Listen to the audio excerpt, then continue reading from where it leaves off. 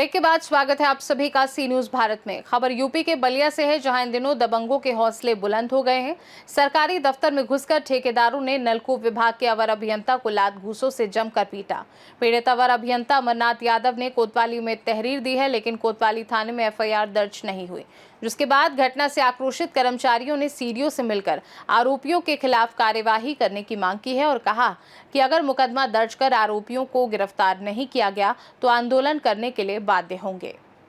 तहरीर में बताया गया है कि नलकूप खंड द्वितीय बलिया के कार्यालय में तैनात अवर अभियंता अमरनाथ यादव से 2 ठेकेदारों तहरीर में नामजद द्वारा नलकूप का कार्य जबरदस्ती कराए जाने के लिए दबाव बनाया जा रहा था। इस संबंध में अवर अभियंता द्वारा उच्च अधिकारियों से बात करने के लिए कहा गया। इस पर ठेकेदार भड़क गए तथा अभद्र भाषा का प्रयोग करने लगे। विरोध किया गया तो उन लोगों ने अवर अभियंता अमरनाथ यादव, जो वर्तमान में इले एंड मैके डिप्लोमा इंजीनियर संघ के जिला मंत्री भी हैं, को लात घूंसों से मारा पीटा गया। नाम और परिचय बता दें। मैं अमरनाथ यादव, जूनियर इंजीनियर नलकूप खंड द्वितीय बलिया। अभी क्या आपके साथ घटना हुई है, पूरी बात बताइए। मेरे साथ घटना ये हो कि 2 लोग हैं, निर्भय सिंह और रोहित सिंह, जो काम के लिए हमको प्रेस कर रहे थे कि काम हमको दीजिए, हम काम करेंगे, दूसरा कोई काम कैसे करेगा। हमारे रहते कह रहे हैं कि भाजपा की सरकार है, हमारी सरकार है, हम जो चाहेंगे डिवीज़न में वो होगा, दूसरा कैसे काम करेगा। हम कहे कि हमारे पास काम करने का अधिकार नहीं है, बड़े साहब छोटे साहब से बात करिए, कार्यादेश होगा, जिसको होगा वो काम करेगा। उसके बाद हमसे बहस करने लगा, उल्टा सीधा शब्द बोलने लगा और उसके बाद बहस करते करते मार पीटी हमसे करने लगा। मार दिए, यहाँ चोट लग गया, हमको सिर में चोट आई है, उंगली में देखिए चोट आया हुआ है। घटना कहाँ पे हुई है ये? घटना नलकूप खंड कार्यालय में हुआ, कैंपस में हुआ। अच्छा, ये दोनों लोग कौन क्या करते हैं? एक दूसरे के नाम पे ठेकेदारी करते हैं, काम कराते हैं विभाग में। अच्छा, कैसी आपसे कैसा काम लेना चाहते थे जबरदस्ती? और नलकूप पे एक नया निर्माण हो रहा है, वहाँ पे कह रहा है कि काम हुआ, तो काम तो टेंडर जब निकलता है, कार्यादेश होता है, उसके बाद ही होता है। आपने उनको पहले ही बोल रहा था कि हम काम कराएंगे, वहाँ कोई और कैसे काम करे, तो हमको कोई काम करे, हमको क्या मतलब उससे, हमको जो हमारा काम वही हम काम करेंगे।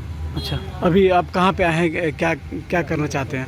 हम सीडीओ साहब के यहाँ आए हुए हैं सूचना देने के लिए कि हमारे साथ अन्याय हुआ है, आवश्यक कार्रवाई की जाए इन लोगों पर। क्या कोई धमकी भी दिए हैं? हाँ, धमकी दिए हैं कि मैं रहने नहीं दूंगा, मैं जान से मार दूंगा, मैं छोड़ूंगा नहीं। अच्छा, आपको मैं कोई बख्शूंगा नहीं आपको। आप थाने पर गए थे? हाँ, वहाँ क्या हुआ? वहाँ सूचना दिया गया है, एप्लीकेशन हम लोग दे थाना कोतवाली गए थे, फिर उसके बाद सिविल लाइन भी आया। तहरीर दे दी है? जी, तहरीर दे दी। 112 नंबर पे भी सूचना दिया गया था। सिपाही लोग, ये लोग कहाँ के रहने वाले हैं? ये यही मिड्डी हरपुर बलिया के रहने वाले हैं। ठीक ठीक। नाम और परिचय बता दें। वेद प्रकाश पांडे, राज्य कर्मचारी संघ परिषद के जिला। अभी आप कहाँ पे आए हैं और क्या मामला है? मैं सीडीओ साहब से मिलने आया था, चूँकि आज ये प्रभारी जिलाधिकारी हैं, जिलाधिकारी महोदय जिले से बाहर हैं और ये आज प्रभारी हैं, तो इनसे जो आज की घटना है उस पर हम लोगों ने बताया। पहले हमारा जो अमरनाथ यादव जेई हैं नलकूप के, उनको आज दिन में 1:30 बजे मारा गया। ये पहले गए कोतवाली, वहाँ एफआईआर दर्ज नहीं हुआ। कोतवाली से सिविल लाइन से कोतवाली, न कोई मेडिकल न कोई कुछ हुआ। फिर हम लोग गए एडीएम साहब के, तो एडीएम साहब ने कहा कि प्रभारी सीडीओ साहब हैं, आप उनसे भी मिल लीजिए। सीडीओ साहब से मिले, उनको पूरा प्रकरण बताया, बहुत गंभीरता से सुने हैं और उस पर कार्रवाई का आश्वासन दिए हैं। आप लोग क्या चाहते हैं? और एफआईआर गिरफ्तारी हो, मारपीट करने वाले की तो गिरफ्तारी, जिस तरह से नौकरी जो करना न्याय है उसमें पहले गिरफ्तारी होती है और फिर हमारी सुरक्षा की गारंटी होती है। इस तरह कोई भी घुस के अगर कार्यालय में किसी को भी मारने लगेगा तो अराजकता की स्थिति है। तो जिस तरह से नौकरी करने वाले लोग सुरक्षित नहीं हैं, तो क्या कैसे आप लोग नौकरी कर पाएंगे?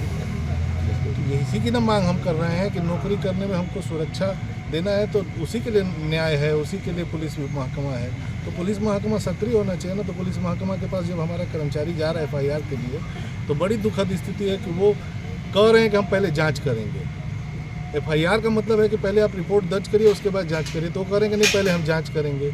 मेडिकल नहीं कराएंगे तो हमारा एफआईआर कमज़ोर होगा, मुकदमा कमज़ोर होगा, और फिर वो बाद में कहेंगे कि मुकदमा कमज़ोर है, हम कोई कार्रवाई नहीं कर पा रहे हैं। ठीक, थैंक यू।